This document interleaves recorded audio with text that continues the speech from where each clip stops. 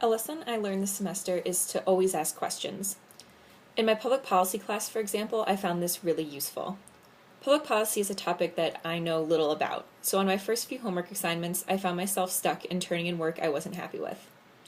After a few of these, I began going to my professor's office hours to hash out my ideas and get feedback.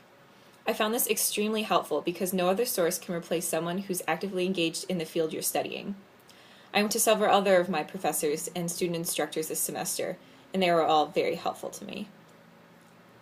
The most difficult lesson I had to deal with was learning that I can't be a full-time student and work full-time in my lab.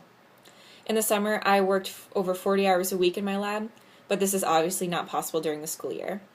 It was frustrating not being able to get as much done each week as I did in the summer, and it felt like things were moving very slowly at lab.